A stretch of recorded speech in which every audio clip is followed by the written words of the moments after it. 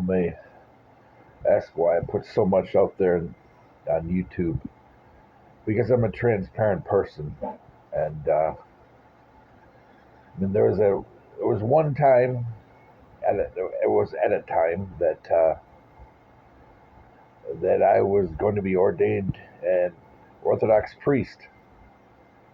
Um, I mean, now some of those groups that I'm with, they've split up. Some are still with the Orthodox jurisdiction we were with, and some have went back to the Eastern Catholic rites, and some have, let's see, went to the Church of the East, and some have went to Russian Orthodoxy. But I've always been transparent. Um, I mean, I would have been a celibate priest anyway because the person I was with at the time, she went back to her old ways when in Southeast Asia, went back to some of her old boyfriends. So, but yeah, some people kind of interfered. I guess there was conflict within the groups, and I wouldn't be pulled into one group. There was two different groups, and they were all vying for who was going to be the head vicar for the archdiocese, and would be the archvicar. And so two groups were battling for it, and I didn't want to get involved in it. And then my background um, kind of made some people uncomfortable. That's what somebody told me who was close with one of the vicar's wives. They thought I was coming in to take things over. And I was like, what? No, no. I'm here, healing if possible from my injuries until I contract again. If not, then I would go back to school, which I did. And because my injuries never fully healed, and then spending as much time in the Middle East as I have now, we know there's a lot of other stuff that I just ignored over the years, or the military ignored. Um, but anyway, so I mean, it didn't happen, and then I remarried, so I was disrobed, and I mean, it is what it is. I've always been an open book, and also the things that have happened to us, targeting. We've experienced what it's like to be a veteran who had been deployed, in support of Israel, a veteran who had been uh, deployed in support of various operations in Kuwait and Iraq. We've had experience of what, let me think, every movement we've experienced. Movement of people that don't feel that men should have, daughters, be single parents. People that don't think that any father who's a single parent should have their child. It should be with the mother. We've had a lot of experience, somebody gathering people to target us. And some of these people found out, we've experienced what it's like when, um, I mean, of course, people don't know me. I've been a minority for over 20 years, living in the Pacific, living in Southeast Asia, living in the Middle East. So being a minority doesn't bother me. I've always known what it's like to be a minority, but some people, try to turn different racial communities against us, to organize against us. Let's see, I've been able to see what people deal with from Me Too. Um, both victims and people who have been Me Too'd. Let's see, Time's Up. Workplace dating that ends bad. We'll be able to experience all of this, complications of dating from your command and the military. So, all of this stuff and what it's like to, live in a neighborhood you're not wanted.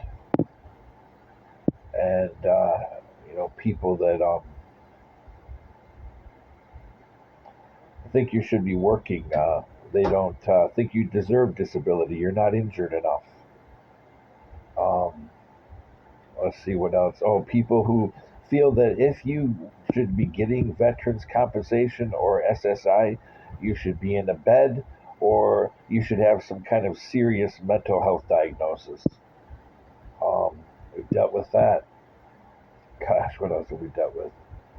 Um, I mean, this somebody is obviously organizing against us. Also, um, what somebody deals with who reports things happening on a defense contract, and their coworkers in the company don't like them anymore. And so, or somebody that gets injured in a defense contract, and people don't like that. You're supposed to shut up, go home, or if you have the right connections, just change companies and work injured. Um, yeah, so we've dealt with a lot. We've dealt with people who are social workers who feel that people shouldn't be on welfare, they should be working. And if they're disabled, oh, just find something you can do. So they regularly screw over your claim. Not your claim, I'm sorry. Regularly screw with your case. Any chance they can get destabilizing you financially. And when you request hearings and, appeals, it's ignored many times. Um, and if you are given an appeal or a hearing, then they refuse in person. They refuse video. You don't know who you're talking to. Yeah, and then dealing with VA that people apparently people manage to get in there that organize against people, or I mean I don't know, but to screw over veteran claims, I've seen a lot personally being what's the word I'm looking for, underrated. And I just called on Friday and talk to VBA again. But again, I know who it is. It's Vet Connect because I know this guy. I used to ride the bus with them, and they said that there's no back pay for me, and if I feel that I deserve back pay, then I should file another supplemental claim saying that I was underrated in a few things for 4 months. No, yeah, 3 or 4 months. Uh, because my initial claim, I should have had the ratings that I have now, or will have soon. We're still finishing stuff up. So that I was wrongly rated and given the wrong amount of back pay the first time. So, but they said, you're not getting any back pay for your increase. It doesn't matter that your September effective date is 27 days from your pay date of October 1. You'll be paid on November 1. You're not getting back pay. That's it. You have a problem with it, file another claim or go to the Board of Appeals. Um, so that's why I'm transparent. And, being as we've always had poor health care, people make promises, they'll never carry things out.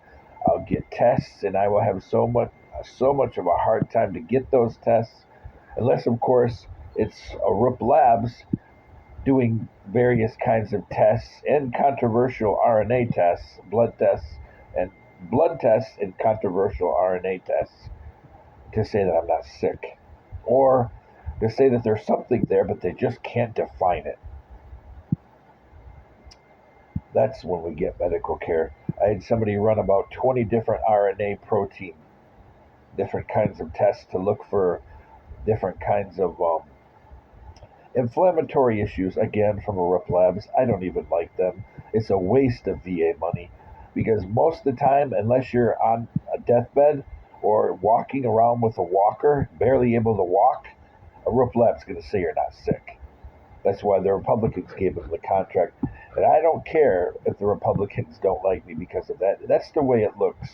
I used to be a Republican. That is totally hypocritical of the Republican platform to do that kind of maneuver.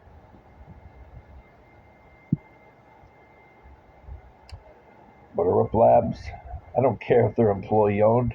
Yeah, liberals will love them. Oh, it's an employee owned company. Communists will love them. Yeah, employee owned company. My former employer will love them. Yep, they went the route we went. But their science doesn't reflect the best interest of veterans. I don't like them. Their science reflects the best interest of their bottom line. And they'll continue to have a great bottom line because they back up the VA in denying claims.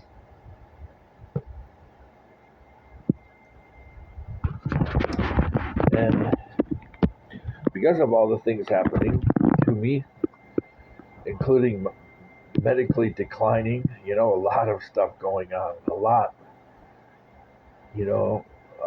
just a lot of stuff. I can fight in bursts, but the time will come maybe I can't.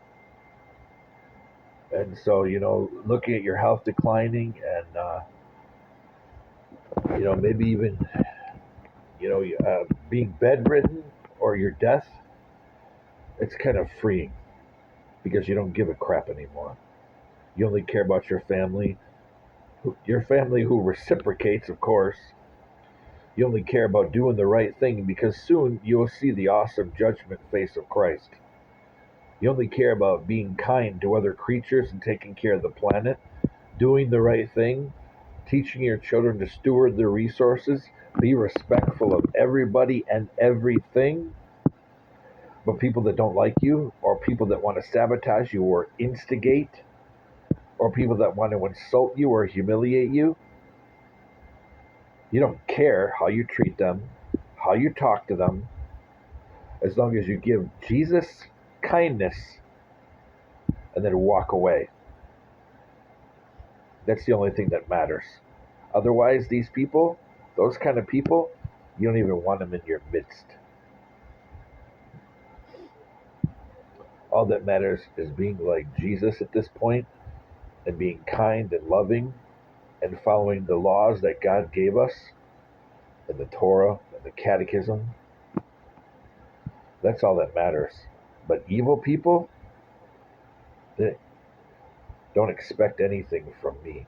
Because even Jesus and St. Paul say, Jesus in his words and his actions, St. Paul in his writings, evildoers, all we have to do is be kind to them and present the gospel with honey. However they act wicked, that's in God's hands. I don't have to protect wicked people. I don't even have to like them.